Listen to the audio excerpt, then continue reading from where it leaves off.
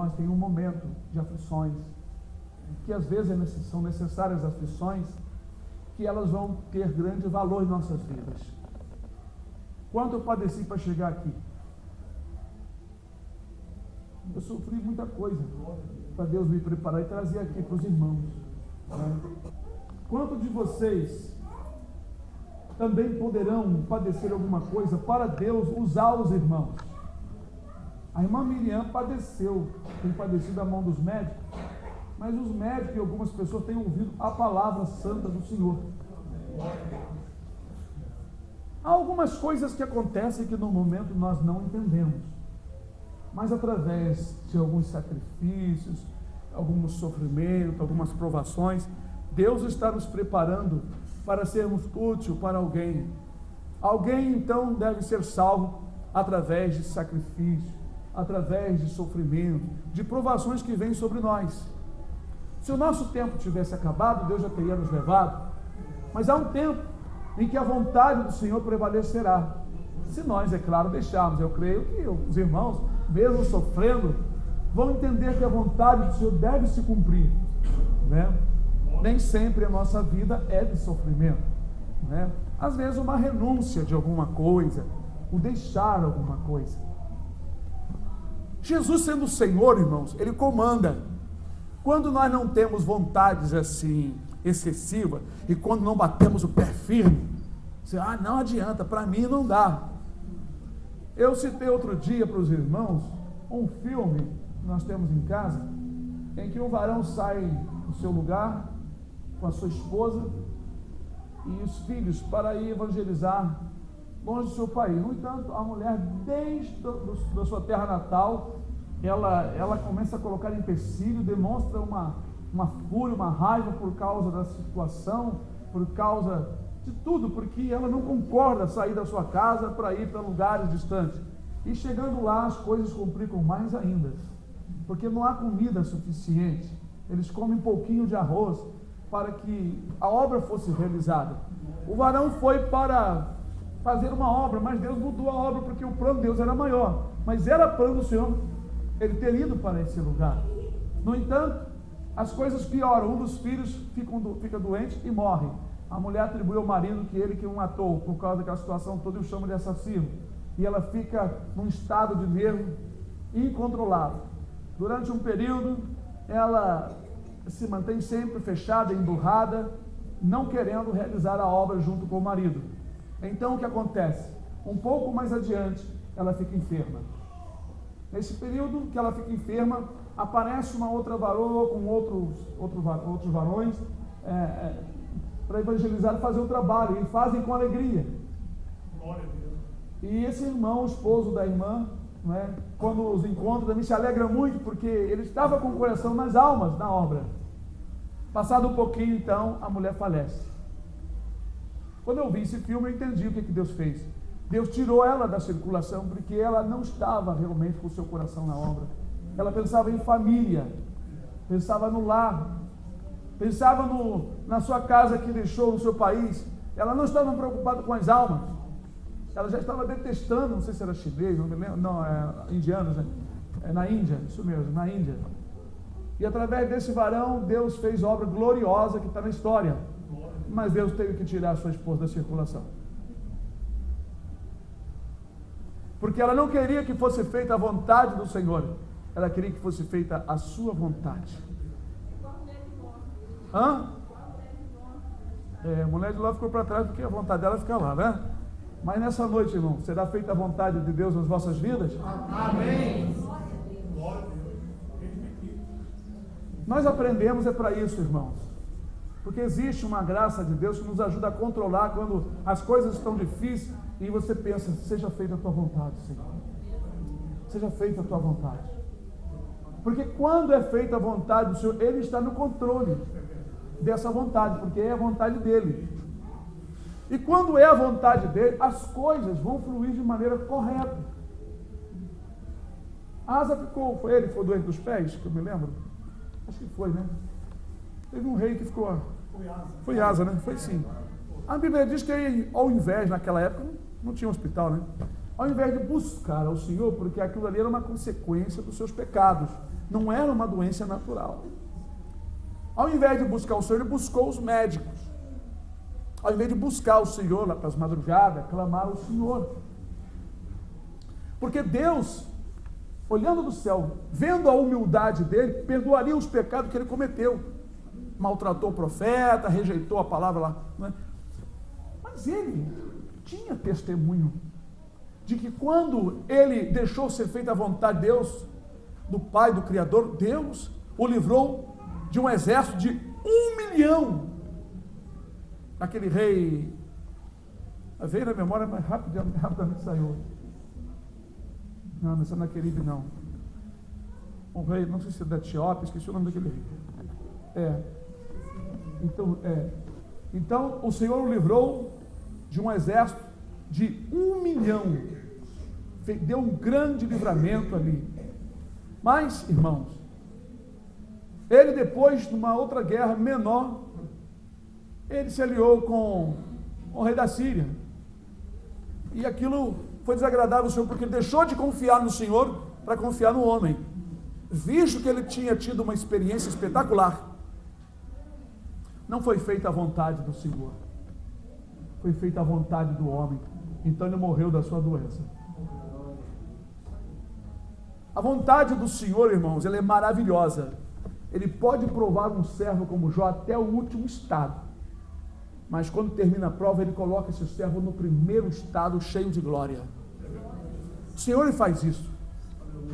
Em tempos de paz, em tempos em que a igreja não é tão massacrada e perseguida, o Senhor tem feito muitas obras gloriosas na vida de todo aquele que crê.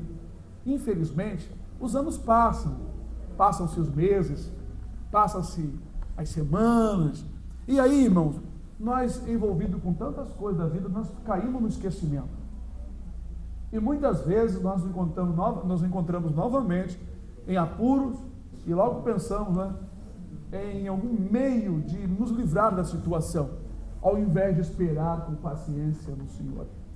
Como disse Davi, no Salmo 40, esperei com paciência no Senhor, ele se inclinou para mim, e ouviu, e tirou um charco de lodo, firmou os meus passos, pôs meus pés sobre uma rocha, e um novo cântico na minha boca. Irmãos, Davi ali conta uma experiência gloriosa. Eu penso que o charco de lodo ali, tanto os pecados como imundícia do meio do onde ele vivia, não sei, problemas que ele estava enfrentando. Durante um período ele estava orando e esperando o livramento de Deus. Certamente ele não procurou livrar-se a si mesmo, porque não tinha como, alguma coisa estava bem difícil. Mas quando chegou o momento, Deus o tirou. Deus o tirou, firmou os passos dele, pôs os seus pés sobre firmeza, sobre rocha, diz ele, né? E ali ele se alegrou no Senhor e cantou ao Senhor. É importante nós atentarmos para essas palavras. Nós vemos que o povo lá no deserto vivia murmurando. O plano de Deus era que eles seguissem as coordenadas do capitão, do mestre, e que a vontade do Senhor fosse feita. O que Deus queria era só provar eles, mostrar para eles que Ele dá o pão, a água, a veste, o calçado, o teto, Ele dá tudo. Um dos grandes milagres que ocorria todos os dias, não é? Antes do maná, era a coluna de fogo de noite. Imagine, irmão, toda noite uma coluna de fogo, tanto para aquecer como para iluminar. Que, às vezes eles ficavam parados, né, acampados. E de dia uma coluna de nuvem, tirando aquele calor escaldante, irmãos. Que maravilha! Mas o povo, muito obstinado, né, preocupados com comida, ao invés de juntarem, vamos clamar ao Senhor, vamos suplicar o favor do Senhor, eles murmuravam. A murmuração denigre a fé, mancha, não é, a vida espiritual. Ao invés da pessoa esperar no Senhor, clamar ao Senhor, porque se o Senhor te der uma coordenada, segue. O irmão ou a irmã tem um problema, está uma aflição, aí o Senhor fala para ti, jejua, vai jejuar, ore de madrugada, faça exatamente, vai orar. Eu amo os que me amam, e os que de madrugada me buscarem me acharão. Então é exatamente como o Senhor ordenar. Se alguém fez uma maldade contigo, a ordem é qual? no seu coração, tira o rancor, tira o amargo, perdoa. No seu coração, tu já está perdoando.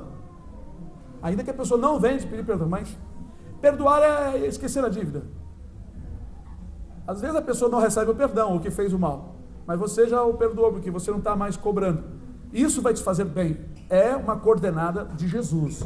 É ordem da palavra, não é mandamento de igreja. Seja feita a tua vontade, Senhor. Quando uma situação acontece, você pensa assim: Senhor, seja feita a tua vontade. Como eu tenho que proceder agora?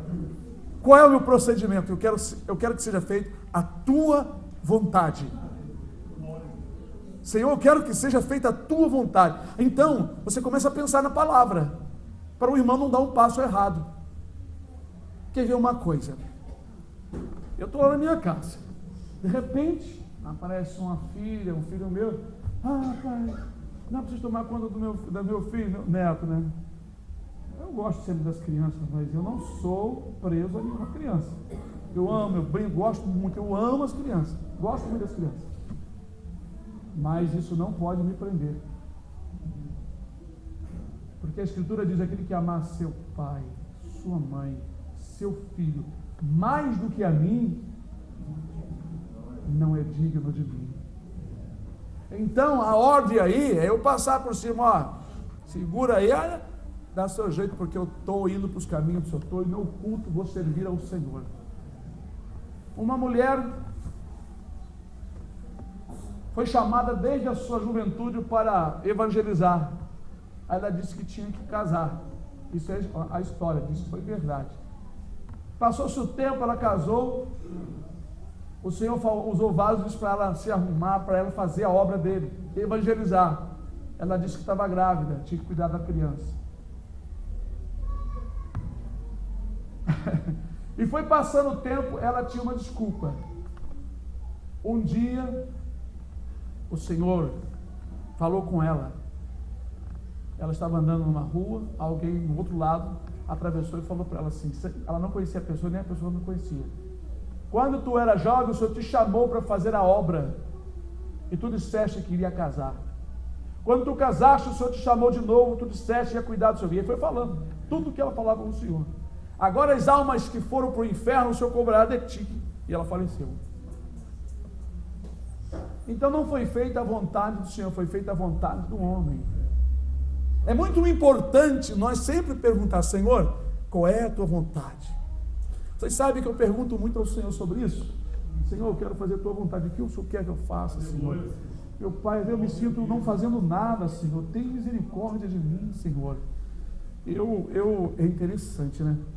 Hoje, nós estávamos em casa, coisa e tal, uma dorzinha de cabeça, enjoado o dia todo, li a palavra, aí o Senhor falou assim: vai responder aos meus servos. Aí eu liguei o computador, né? Tinha lá alguém perguntando, uma senhora querendo meu telefone que quer me fazer umas perguntas. É interessante isso, né? E eu fiquei assim: ó Senhor, seja feita a tua vontade, eis-me aqui, Senhor. De vez em quando o Senhor manda eu ligar o computador para atender a servo dele. É interessante. Às vezes tem um e-mail deste tamanho, cheio de... Eu vou ter que ler tudo, né? Então, irmãos, eu sempre falo assim: Senhor, seja feita a tua vontade, Senhor, mas eu quero fazer um pouco mais, Senhor. Eu quero, Senhor, agir, eu quero fazer mais, Senhor. Isso é muito importante, porque quando o irmão ou a irmã está dentro da vontade de Deus, ninguém pode mexer contigo. Ninguém vai poder te parar. Vai aparecer um obstáculo. Eles aparecem para te testarem. E Deus quer saber. Aliás, Deus sabe. Deus quer mostrar para nós a nossa fidelidade. Essa é a verdade. Esse negócio que Deus vai me provar para ele saber como eu sou, isso para mim não existe. É força de expressão. Mas, na verdade, Ele quer mostrar para nós as nossas condições. Então, quando Jesus diz que aquele que ouve as palavras e põe em prática é como um homem prudente que construiu sua casa sobre a rocha, Ele está mostrando que uma pessoa que o segue andará seguro. O inimigo não tirará-lo da presença de Deus, por mais que ataque, não é? Seremos como soldados imbatíveis, porque quem está conosco é maior do que aquele que está no mundo. Assim está escrito: maior é o que está em nós do que o que está no mundo, porque o que está no mundo é o derrotado, o Satanás e os seus demônios. porque ele já